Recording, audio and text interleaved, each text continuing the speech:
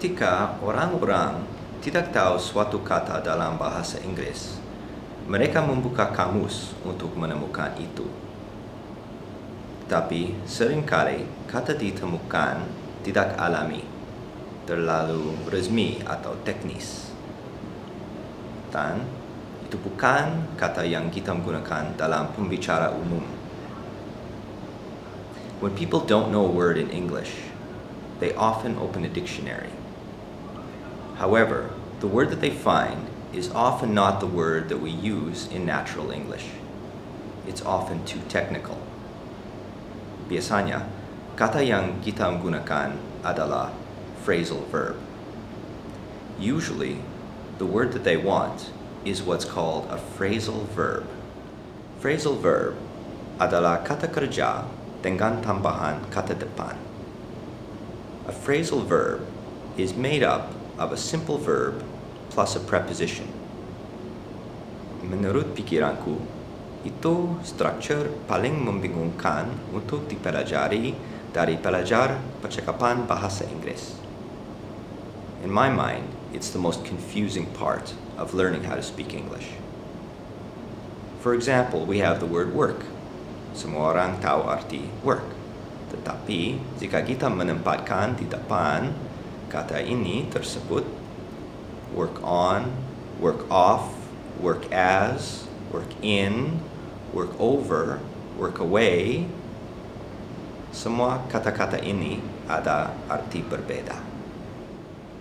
Misalnya, kalau kamu baru menemukan dari masuk angin, kamu bisa bilang, I've just recovered from my cold.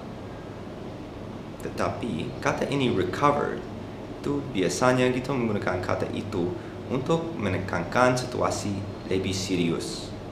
Contoh, I recovered from cancer.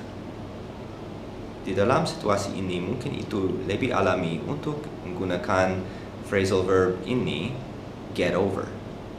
For example, I got over my cold or I got over my headache. Kita juga biasanya tidak menggunakan kata arrive.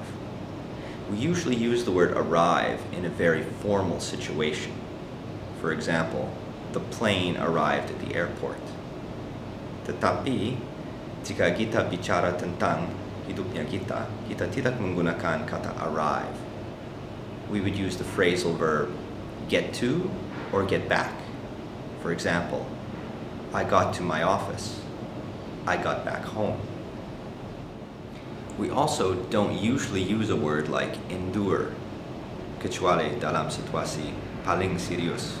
For example, he endured the torture. Instead, we usually use the phrasal verb put up with. For example, I put up with the noise, or she put up with the heat. Also, a word like escape, menghindari. Kita menggunakan kata ini untuk menjelaskan tentang sesuatu yang serius. For example, we would say the prisoner escaped from jail.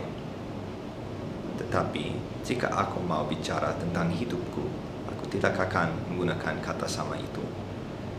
Instead, I would want to use the phrasal verb get away from. For example, I got away from the bad smell, or I got away from their argument. Seringkali kita menggunakan phrasal verbs untuk membuat kalimatnya kita lebih bagus atau lebih bersahabat. For example, it's more natural to say, I went over to her house yesterday, daripada bilang, I went to her house saja. Or, if you're talking to another person, you would say, could you come over here? Itu lebih bersahabat daripada come here. Also, we would usually say that somebody has passed away daripada somebody died. Akhirnya, ada phrasal verbs banyak-banyak dan aku tidak punya waktu di sini untuk menjelaskan tentang semuanya di sini. Tetapi, some useful phrasal verbs that we use in studying English would be write down. I wrote down the answers. Do over. I did them over because there were many mistakes. Go over. We didn't understand, so the teacher went over the lesson. And get into. I couldn't get into the lesson because I was too tired.